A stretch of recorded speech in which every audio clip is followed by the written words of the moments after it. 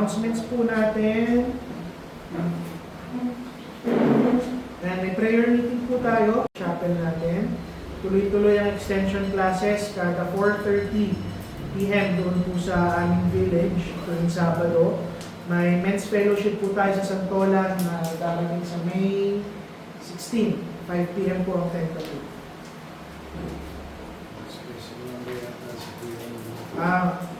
Baka po okay lang ba kuya Andy next Sunday po? Kasi kukulangin po tayo ng oras 11:30 na nag-overtime tayo sa Sunday school. Saka para mag-prepare ko po yung -1. At Lord Supper po natin, supposedly ngayon po May 3 ng 4:30 p.m. Pero marami pong miyembro tayong wala sa araw na to. Move po natin to ng May 10. May 10. Sunday. Panalangin niyo po sila Novi sa sila Charles. Wala po sila ngayon. Na-ooperahan daw po si Novi sa appendicitis. Kaya mainit po, medyo kulang tayo ngayon. Si Nanay Vilma rin po, pakipag-pray. Hindi ko po alam nasan si Nanay. Baka akala niya tuloy yung exam kanina. May takot sa exam. Sige po. May nakalimutan ba akong announcements? Birthday celebrants ng May, meron ba tayo? Kung wala po, proceed na po tayo sa ating morning worship service. I-invite ko po ulit lahat na tumayo at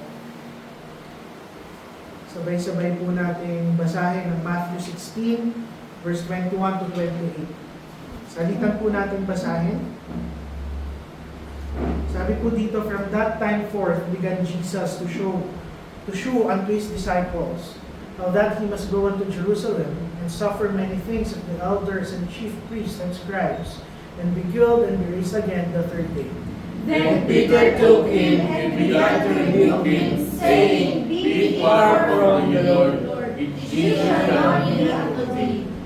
But he turned and said unto Peter, Get thee behind me, Satan, thou art an offense unto me, for thou savorest not the things that be of God, but those that be of men. Then said Jesus unto his disciples, If any man shall not come after me, let him deny himself and take up his cross and follow me. For whosoever will save his life shall lose it, and whosoever will lose his life for my sake shall find it. For what is a man profited if he shall gain the whole world and lose his own soul? Or what shall a man give in exchange for his soul? For the Son of Man shall come in the glory of his Father with his angels, and then he shall reward every man according to his works. Verily I say unto you, there is some standing here, which shall not taste of death, till they see the Son of Man coming in his kingdom. Let us pray. Lord, salamat po sa araw na ito. Muli, Panginoon, nawa mataas ka namin at mahayag ka namin sa inyong mga salita. Kamusap po kayo sa aming Panginoon. Nawa kayo lamang makita ng bawat isa at tunay namin ma-celebrate ang kabutihan nyo sa buhay namin sa araw na ito. Salamat po sa lahat ng biyaya nyo. In Jesus' name we pray. Amen. Po, makakaupo na po ang lahat. Nakikita po natin dito, no, kung maalala nyo, last Sunday, inaral natin yung napakagandang confession ni Peter sa ating Panginoong Jesucristo. Sabi niya, Christ, thou art the Son of the living God. Tina-expect natin na maaaring magkaroon sila ng celebration at encouragement sa napakagandang proclamation ni Peter. But instead, immediately, ang sabi ng Panginoong Jesucristo, I am about to suffer. Ire-reject ako ng tao, mamamatay ako, at muling ako mabubuhay sa ikatlong araw. And this marks a turning point. Bakit? Dahil ang mga disipulo niya, nagsisimula ng maunawaan kung sino si Kristo. Pero hindi pa nila unawa kung ano ang gagawin ng ating Panginoong Jesucristo. At itong katotohanan na ito, pinapakita na kung saan hindi ito kayang tanggapin ng napakaraming tao. The same Christ who saved us, yung parehong Kristo na nagligtas sa atin, siya rin yung tumawag sa atin na sundan siya in the way of the cross. In short, ipinapakita sa atin ang pag-aaral natin, mahirap maging isang Kristiyano. Libre ang kaligtasan. Regalo yan ng ating Panginoon. Pero yung pagsunod natin sa Kanya, yung discipleship natin, it is costly. Mahal. Mahirap.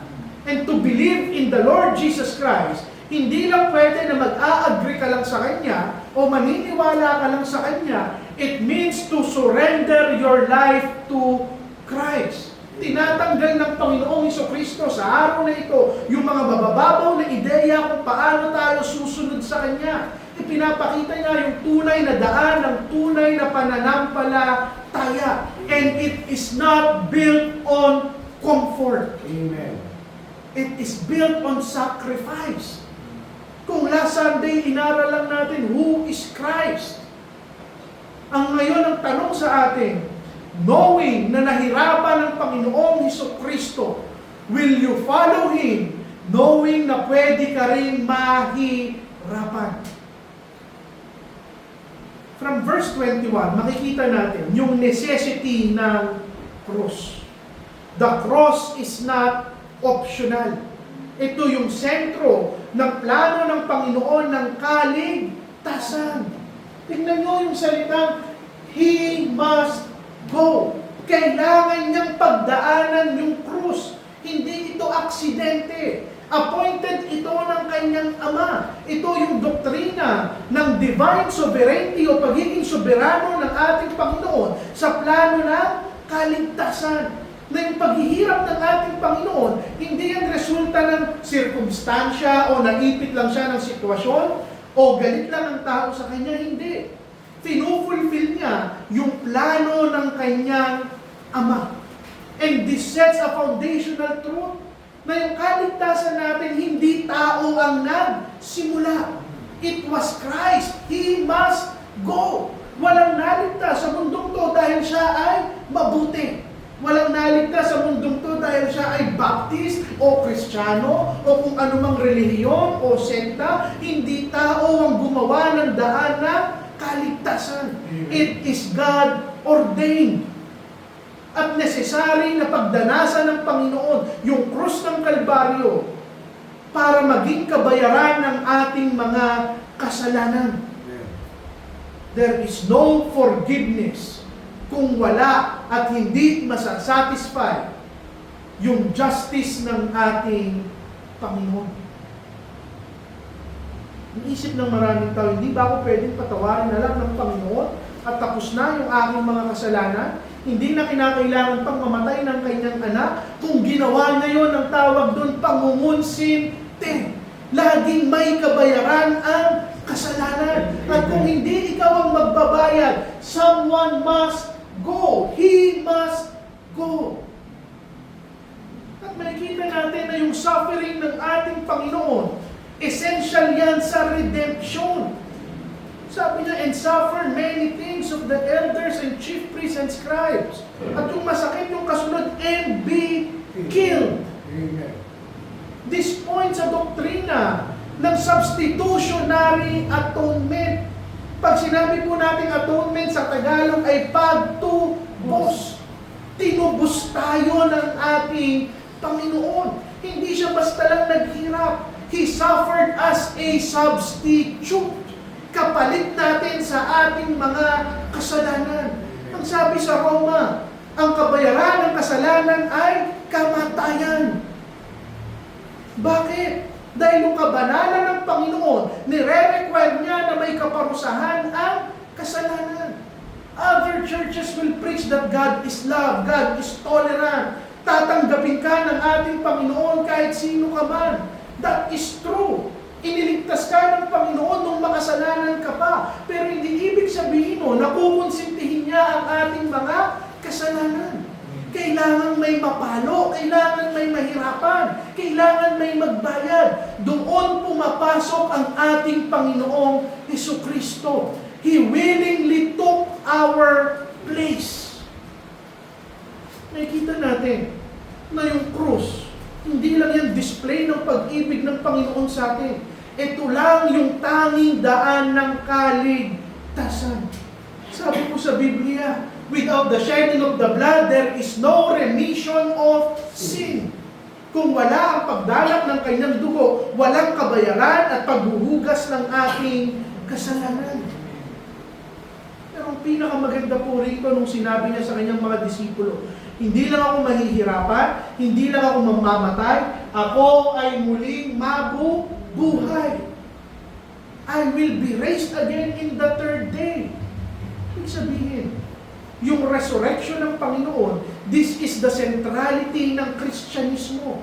Ipinapakita sa atin na ito ang kukumpleto sa kanyang gawa, na tinanggap ng kanyang Ama yung kanyang sakripisyo at tinalo niya ang kamatayan. Kung bakit hindi mo kailangan matakot sa pisikal at eternal na kamatayan dahil nagwagi ang Panginoong Hesukristo laban dito. Ngayon kung namatay lang siya sa krus ng Kalbaryo at hindi siya muling nabuhay, hindi siya Diyos. At hindi totoo ang kaligtasan. At walang kwenta yung lahat ng bagay na ginagawa natin bilang mga Kristiyano. But your salvation has been secured. Hindi lamang dahil sa kanyang kamatayan, ngunit vinalidate ito ng kanyang muling pagkabuhay. In this passage confronts yung lahat ng attempt ng tao to minimize and bypass yung kamatayan ng ating Panginoon.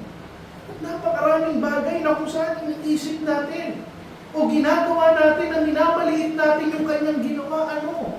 The moment that you think that your good works can save you, you are minimizing yung gawa ng ating Panginoong Jesucristo. Amen. Dahil kung sapat yung kabutihan natin, bakit niya pa kinailangan pang mamatay? In the first place, kahit gumawa ka ng 1,000,000 kabutihan sa buhay mo, hindi niyan kayang baguhin yung katotohanan na nung bata ka pa, kahit magsinungaling ka lang ng 1 beses, ikaw ay naging isang sinungaling, makasalanan. Your good works would not save you. You cannot bypass the cross. Malinaw na sinasabi ng Biblia, walang kaligtasan kung hindi ang kamatayan ng ating Panginoong Jesucristo. Now, dito tayo papasok sa susunod na punto. Si Peter, he rejected the cross. At this point, hindi pa unawa ni Peter yung plano ng kaligtasan ng ating Panginoon. Tandaan nyo, hindi pa siya ipinapako dito. Ipinapaalam niya pa lang sa kanyang mga disipulo. Natural thinking ng isang tao, it will resist yung plano ng ating Panginoon. Kung titignan nyo, hindi naman masama yung gusto ni Peter. Sabi lang dito ni Peter, be it far from thee, Lord, this shall not be unto thee. Hindi siya galit sa Panginoon, hindi niya nare-reject ang Panginoon. Actually, very protective pa si Peter sa ating Panginoon. Ayaw mo mangyari ko sa iyo, Panginoon. Ayaw kitang masaktan. And from a human perspective, parang tama si Pedro. Pero ito yung katotohanan. Our sincerity does not mean na aligned yung kagustuhan natin sa plano ng ating Panginoon. His intentions were good, pero mali yung understanding niya, mali yung pagkaunawa niya. This shows na kulang ang reasoning ng isang tao. Kahit ikaw pa yung pinakamatalino, you can contradict yung expectation ng ating Ang masakit dito yung sagot ng Panginoon kay Peter. Anong sabi niya? Get thee behind me, Satan. Hindi niya sinasabi si Pedro ay si Satanas. Okay? Pero nire-rebuke niya dito si Peter. Sinasabi niya, you are opposing the cross. At mabigat yung sinasabi ng Panginoon. Anything that opposes yung ginawa niya sa krus ng Kalbaryo, you are with Satan. Hindi mabigat po ito. Yung mga katuruan sa ating kapanahunan, na kung saan gumawa ka ng mabuti, mag-ipon ka ng ligtas points, sapat na mangumpisal ka, sapat na saktan mo yung sarili mo, sapat na magpapako ka uli, sapat na saktan mo yung likod mo, penitensya. Sapat na magpenitensya ka, sapat na kung saan ay maging mabuti ka lang na asawa o anak o ina o magulang o kapatid, mapupunta ka sa langit. Ang sabi ng Panginoon, get thee behind me, Satan. Hindi yan ang daan ng kaligtasan. Is Christ being harsh? Hindi. Ipinapakita niya lang sa atin na walang ibang daan ng kaligtasan kung hindi siya. Ang kamatayan ng kanyang anak. Dahil ito yung katotohanan. Kung bakit ganito yung pag-iisip ni Pedro. Sabi niya, for thou savorest not the things that be of God, but those that be of men. Human perspective prioritizes comfort. Because we are naturally selfish. Amen. Gusto ni Peter ma-preserve safety, comfort. Pero yung buong plano ng Panginoon, sacrifice. This reveals a universal tendency. Ayaw ng taong mahirapan. Ayaw natin ng difficulty, ayaw natin ng sakripisyo. Gusto natin yung komportable at madali para sa atin. Pero yung plano ng Panginoon, iba. Suffering before glory. Amen. Death before resurrection. Sacrifice bago yung reward. Ano yung application? This challenges us kung paano natin tinitignan yung plano ng Panginoon sa ating buhay. Madalas iniisip natin kung tama yan, kung para sa akin yan, madali, komportable, logical, beneficial para sa akin. Pero yung plano ng Panginoon, it is not shaped by human preference. Ito yung maling katuruan ng mundo. Nabalik na yun sa Facebook. Kung para sa'yo yan, magiging madali yan. That is not true. Katotohanan yan, discipleship is hard. Ang gospel, ang kaligtasan na walang krus, hindi yan totoo. Ang pananampalataya na walang sakripisyo, mababaw yan. Yung pagmamahal na walang pagtitiis, hindi yan totoo. Amen. Christianity is not built on comfort. Christianity is built on sacrifice. Dahil yun ang ginawa ng ating Panginoong Jesucristo. Now, after niyang sabihin yung mangyayari sa kanya, this is now a call to true discipleship. Sabi niya, then Jesus said unto his disciples, if any man will come after me, let him deny himself, take up his cross, and follow me. Following Christ requires total surrender ng inyong mga sarili. Pinapakita sa atin yung discipleship, it is a voluntary commitment. Hindi niya sinabi, lahat kayo sumunod sa akin. Ang sabi niya, if any man, kung meron man sa inyo. Ibig sabihin ng Kristyanismo, hindi pilit. Walang taong pupunta ng langit na hinihila ng ating Panginoon. Walang taong susunod sa Kanya dahil napilitan lang. It is a matter of willingness. Tinatawag ka ng ating Panginoon. Kung susunod ka, magsasakripisyo ka at nahihirapan ka para sa Kanya dahil ginusto natin yun. Dahil mahal natin siya. Dahil ibinabalik natin sa Kanya yung sakripisyo na ginawa niya para sa atin. Yung tunay na discipleship, desisyon mo yan. Deliberate yan, pinag-isipan mo yan, ginusto mo yan. At hindi ito automatic. Hindi ibig sabihin anak ka ng pastor o anak ka ng Kristiyano, automatic magiging disipulo ka ng ating Panginoon. Hindi yan aksidente. Ikaw mismo, kung makikita mo yung kagandahan ng kanyang kamatayan, pipiliin mong mahirapan para sa Kanya. Yung paghihirap na ito, hindi po ito pinansyal lang o pisikal lang. Minsan titiisin mo, gagawin mo yung tama. Para sa mga taong nakapaligid sa'yo, sa asawa mo, sa anak mo, sa pamilya mo, sa kapitbahay mo, uunahin mo sila. Ano yung katotohanan? Mahirap maging isang Kristiyano. Bakit? Kung ang sabi niya, gusto mong maging disipulo ko at sumunod sa akin, deny yourself. Sabi ng mundo. Sabi ng napakaraming iglesia, kailangan mong matutunang ibigin ang iyong sarili.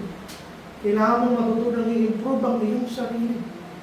Hindi po yung biblical. Malinaw, Panginoon mismo nagsabi, kailangan mong matutunang i-deny ang iyong sarili. Hindi self-love, hindi self-improvement. I-deny mo ang sarili mo. Anong ibig sabihin nun? I-reject mo yung authority mo sa sarili mo? Buhay. Hayaan mong Panginoon ang pumilos sa'yo. Unahin mo siya at unahin mo ang iba. This is what it means to be a Christian. Kung self-love, kung self-improvement, self-respect ang itinuro ng Panginoon, hindi siya mamamatay sa krus ng Kalbaryo para sa atin. Amen. Yung punto ng Panginoon Jesucristo.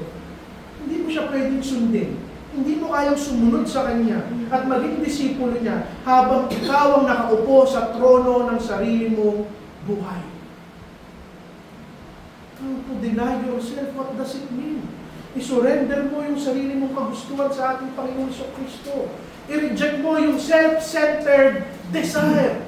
Mag-submit ka sa authority ng Panginoon kahit na mahirap at mahihirapan ka. Lahat ng utos ng Panginoon, it requires self-denial. Paano ka susunod kung wala ka nito? Anong utos ng Panginoon? Sa tuwing prayer meeting natin, Romans 12. Anong sabi? Pag may nagkasala sa'yo, may kaaway ka, anong gagawin mo? Pakainin mo siya kung siya ay nagugutom. Painumin mo kung nauuhaw. Mahalin mo yung kapwa mo, yung kaaway mo, unahin mo yung kapatiran mo, unahin mo yung iglesia mo, unahin mo yung mga byuda at mga walang makain. Isusubo mo na lang, ibibigay mo pa sa iba. Learn how to deny yourself. Bakit? Dahil kung iniligtas ka sa pamamagitan ng krus, mamumuhay ka na para kang nakapako rin sa krus. Kaya ang sabi ng Panginoon, take up your cross and follow me. In that context, hindi mo lang i-deny yung sarili mo. Pag sinabi niyang take up your cross, every day, mamamatay ka kasama ng ating Panginoong Jesus. Na parang itinapako ang iyong sarili. Hindi po yan literal na ginagawa ng ibang mga Pilipino.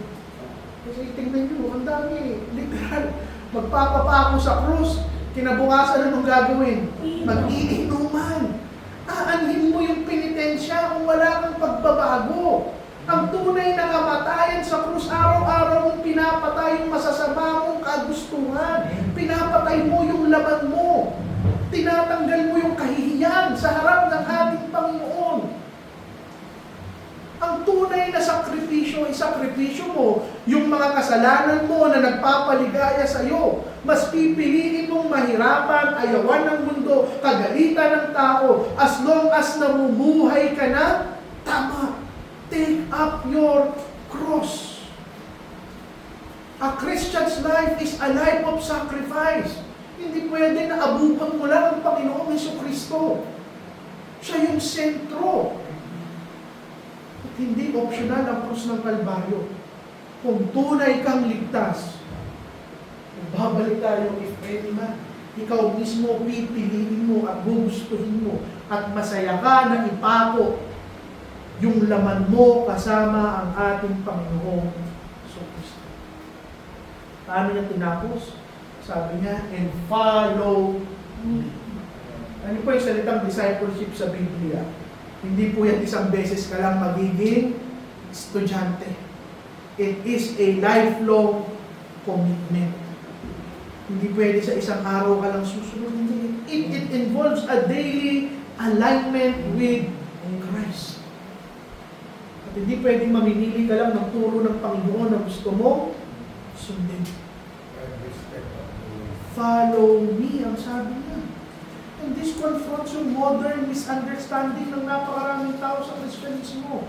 Marami ang gusto ng kaligtasan na walang sacrifice. Gusto ng salvation na walang surrender. Gusto ng salvation pero walang submission. Sinasabing may pananampalataya but their faith cost them nothing. But Jesus Christ defines discipleship clearly, hindi ikaw. Hindi yung kagustuhan mo. Hindi kung ano yung madali, hindi kung ano yung masarap. Hindi selective yung pagsunod mo. Christianity is not about comfort and convenience. If I were to summarize verse 24, hindi comfort, hindi convenience, kung hindi commitment.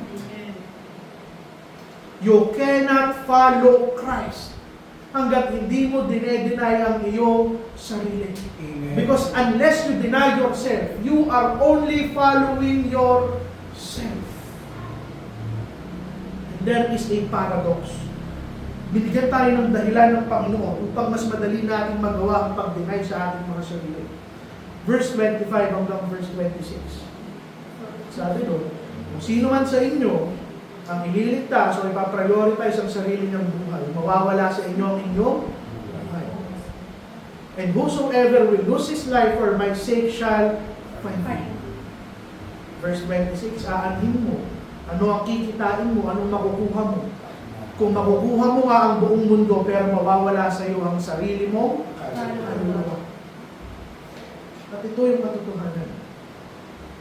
Yung totoong buhay, matatagpuan mo kapag handa kang ibigay o o mawala sa iyo ang buhay mo para kay Kristo. No. Kung sinabi kong mawala ang buhay, hindi ko minimi na katulad ng iba na kailangan nating saktan yung ating mga sarili. Sinasabi lang dito, the moment you stop prioritizing yung personal desire mo, yung personal control sa buhay mo, at ibigay mo yung earthly security mo sa ating Panginoong Kristo, this is what it means to lose your life for Christ. Sabi ng Panginoon, kung magiging makasarili ka sa mundo ito, balang araw mawawala sa iyo ang inyong buhay. Maaari na sa mundong ito, unahin natin yung ating mga sarili.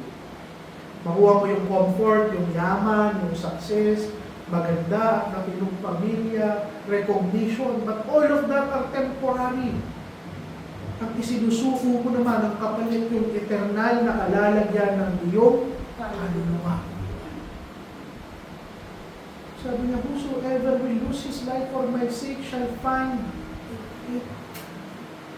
Bakit? Because the moment that you deny yourself, you die every day with Christ. Nabubuhay ka rin araw-araw na kasama ang ating Panginoong Kristo. Amen. It's a matter of logic. Napakadali lang ang logic. Pipiliin mo ba yung isang bagay na temporary o yung isang bagay na eternal, panghabang buhay? And your soul outweighs the world. Sabi ng Panginoon, nahalin mo ang buong mundo kung mawawala sa iyo ang iyong kaluluwa. A lot of us chases money, success, maling relasyon, sex, kung ano-ano. Aanhin mo yan kung mawawala sa iyo ang iyong kaluluwa. Sinasabi ng Panginoon, infinite yung halaga ng iyong kaluluwa.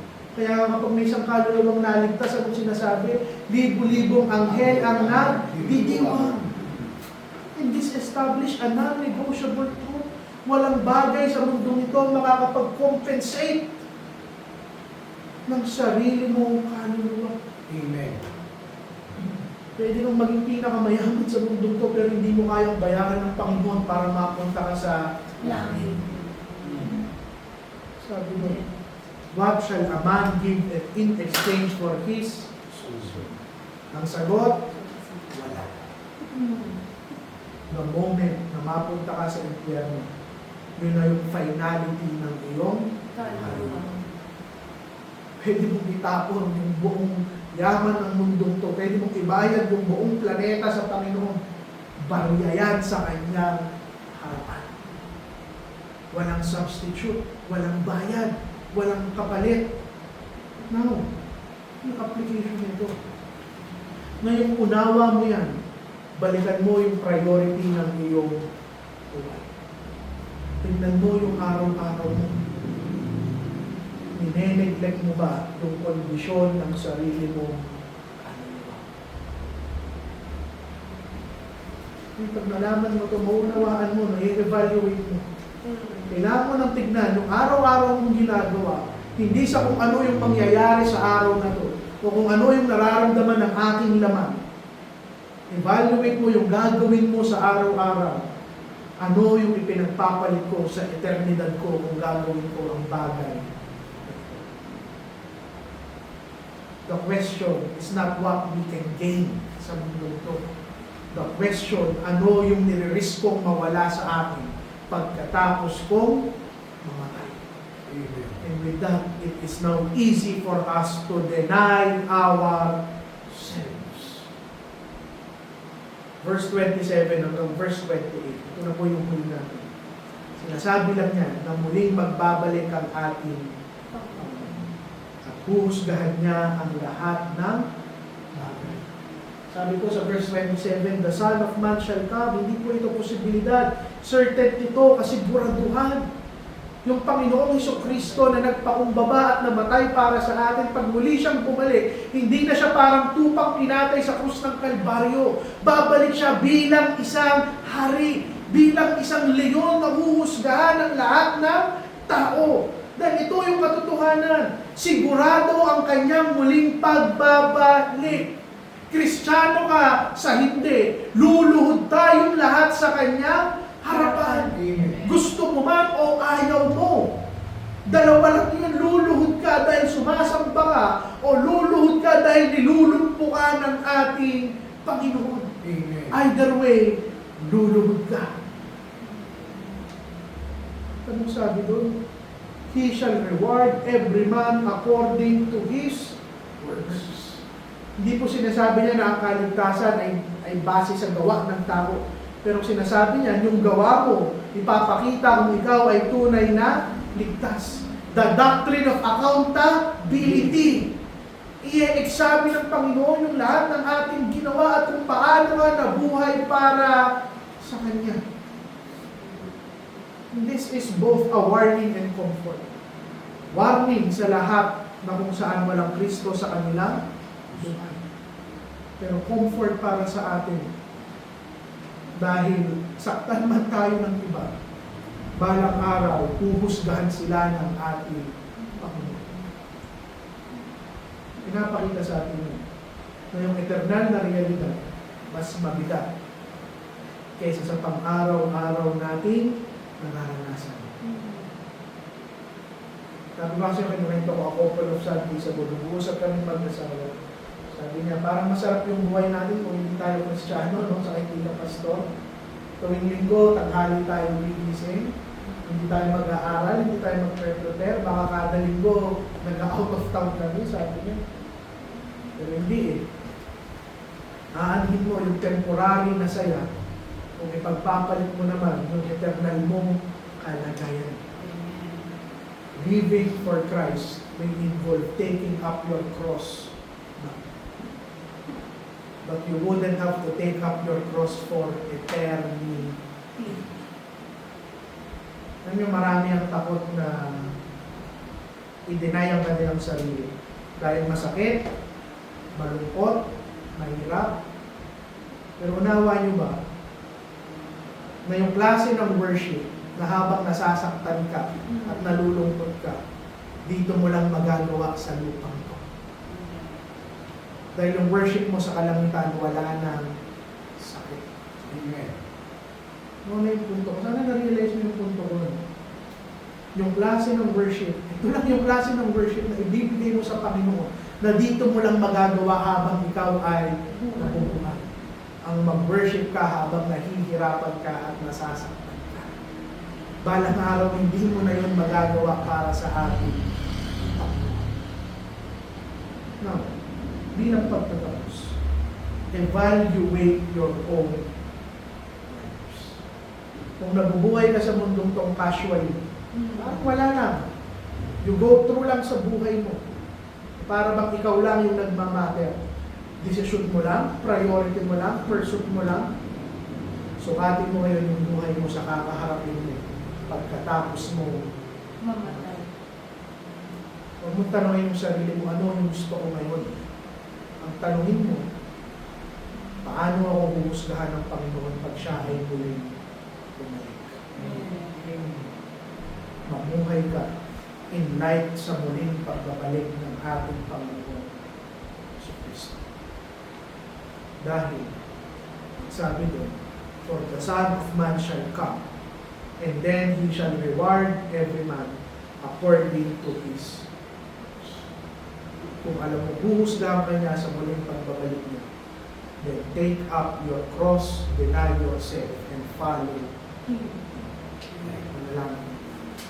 Panginoon, salamat po sa aming ko. Salamat sa maikli ng malamang mensahe, Panginoon. Gawa, gamitin namin ang katurang ito upang makita kung sa paano kami namumuhay bilang mga mananampalataya, Panginoon. Tawad nawa sa aming mga kasalanan. Nawa, Panginoon, ay bilis mo ng pagkaitag sa asaluhan. Ganoon na rin ang ikapo at pagbabalik ng bawat isa. Enjoy namin ang fellowship namin bilang isang iglesia sa inyong pangalan. Tawad nawa. Kailangan ko ang aming hini at panalangin sa pangalan ng Panginoon sa Kristo.